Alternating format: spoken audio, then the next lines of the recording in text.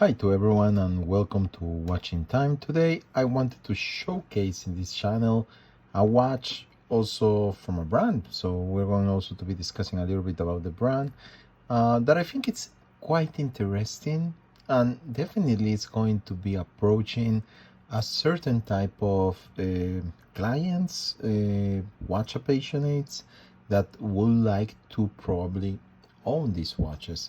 So what we have here, it's a model that is not small in size. We have a 43.5 millimeters. It's a diver, as you can see, with a silicone strap in black color, a closure that is typical of diving watches. It's a D1 Milano Subacqueo. It's called Subacqueo. It is pronounced Subacqueo in Italian, which means diver, if we want to put it in a very simple translation in English. It is ISO, so it actually has all the ISO standards for diving, including the 300 meters water resistance. It has an internal measuring bezel, an internal, obviously the dial, and the markers, and the hour and minutes hand that are all black. So this is a characteristic of this watch. D1 Milano has in their line of Subacqueos different models. They have very classic black and stainless steel, obviously with white indexes. You have the green dial, you have a very nice deep sea kind of blue dial that works really well with either stainless steel and black strap, or there is also a version that it's quite more happier, let's say, with a very nice light blue silicone strap. So there are different models to choose, but this is their latest release, and it's a little bit more expensive than the other releases. So we're talking here around 500 euros, to be precise, 525 euros. So, among the watches that are coming from D1 Milano, this is probably in the most expensive side.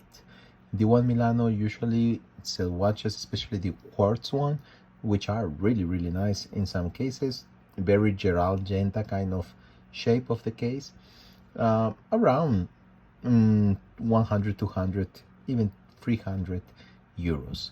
So this is at the higher end in terms of cost.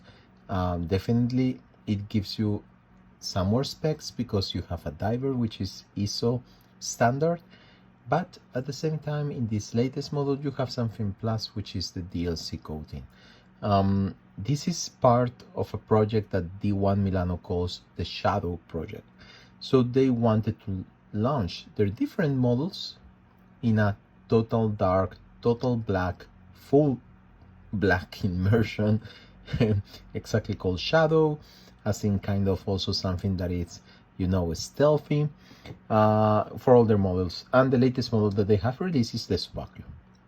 So I have to say that, and you can see this at first glance in the video, reading it is not something easy to do. And right now you are in a very light room, and you can actually see very easily the index that are actually luminova, so they will actually get a kind of a green glow at night, and they work. I was actually quite surprised because they work actually quite well after they are exposed to the sun in particularly, so they actually get charged. I have had black luminova in the past in other watches, and usually it's very weak. I don't say this is a bomb light, but you can actually see it, and that's, I think, something interesting, because it also facilitates a little bit the reading of the watch. I cannot talk about the difficulties in terms of reading as something that it's negative. Yeah, well, definitely it's negative if you want to know very easily the time that you are actually at that moment, but it's not a negative related to the product. Why? Because that's exactly what they wanted to do with this watch. The project Shadow is about total black. and they were trying to achieve a watch that was as black as possible, and they have actually managed to do it pretty well also for the type of price and the level of this watch. And it remains very, very stealthy on your wrist. Yes, the glass, even if it has some coating for anti-reflection, maybe a little bit more would have been nicer, because otherwise it is very reflective. But at the same time, you have polished sides on the DLC that are going to be bringing a little bit of a point of light. You see the hands are really dark. Probably the hands, the minutes, the hour, and the seconds are the most difficult to read. The markers tend to go into that grayish that it makes it a little bit more easier. The date, that's a total nightmare if you want to know actually the date. I never bother with the dates on my watches, so that's not a problem for me. The inner diving bezel, it has a little bit in the dot, it's lume, the rest not. It's very difficult for you to see it. This is the only Subacqueo watch that probably is not made to go diving. I wouldn't be tracking my time with this watch, definitely, guys. Sorry for that, but it's probably true. It's not the best watch to actually dive. Apart from that, the watch works very well. A screw down bezel, a screw down crown, sorry, a screw down crown for the bezel. And let's have a look inside.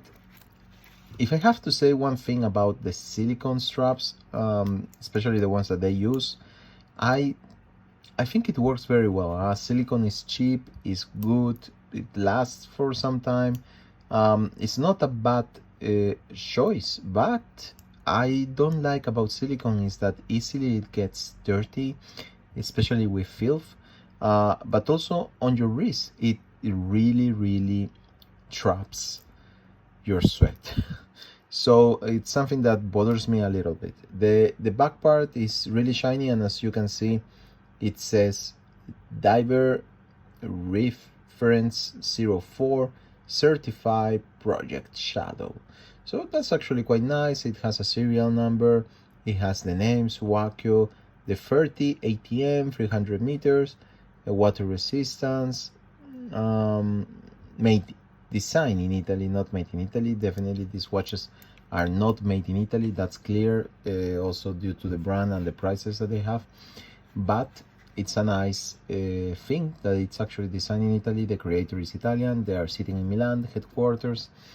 And I have to say, if we want to discuss about the brand, well, the most interesting thing is that this guy, he's very young, he managed actually to do a pretty damn good job in launching a brand, up to the point that it's almost a fashion watch. But that's okay because it's not a fashion watch. It enters into the price tag of fashion watches, but it's offering something a little bit more refined. It has a style and that it's, yes, Gerald Genta-ish style inspired.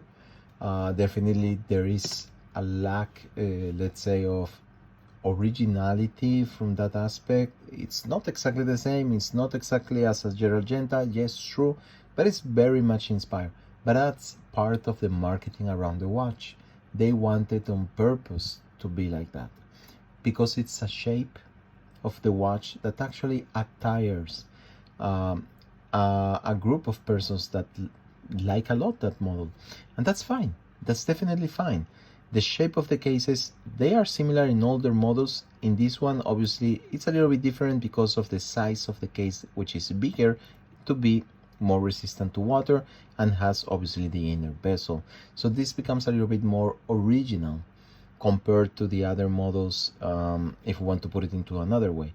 This Shadow project, it's a pretty nice work. Friends of mine were saying, how do you manage to actually read the hour? And this is one of the first watches in which I have had some trouble watching, at least finding the hour immediately, just at first glance. But I am not angry with the brand, because their intention worked to perfection. This is a black watch. If you're looking for something that is really black and it's really mimetic, this is the watch for you. It's probably not for everyone, this particular model. Have a look to the other models. I think they work quite nicely, especially because of the size. Let me just change watches so I can show you the wrist presence and you can have an idea. So here it goes, the 43.5 millimeters on my 18 centimeters wrist, and as you can see, it actually works quite nice. And I really have to say bravo to the one Milano, because they managed to actually do something that many micro brands don't manage to do. They have created a small empire. It works very well. They are selling a lot of their watches around the world, and I think this is a very nice achievement to recognize. Happy that it's an Italian guy that was intelligent enough to find a niche in which he can develop something that is interesting. Maybe in the future we're going to see more interesting things. Only advice that I can give to the brand, it's a couple. First of all, movement wise, these are all NH35, at least the automatic ones. I have a problem with an NH35. Yes, it is a cheap movement. Yes, easy to, but there are, there are other movements around. Why don't you try exploring that area? It would be interesting. I think people will be paying a little bit more to have a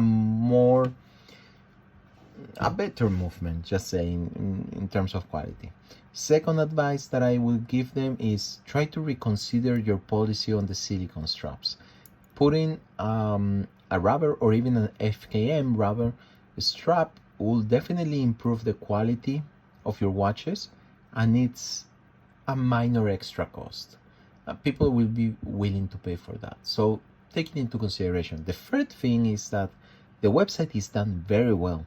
It is designed for customer selling direct to customers, but there is a mistake in this particularly watch notice. If you go into the website and you go in to see this Shadow watch, at least on the Italian version of the website, it actually states that it has a quartz movement. So I know this is a mistake because this is an H35 like the other Subacqueo. So please try to correct it. It's nice to find the correct information, definitely related to the watches that people are going to be looking at when they are going to be seeing the website. Anyway, guys, I hope you like this video. Until next, see you then. Bye bye.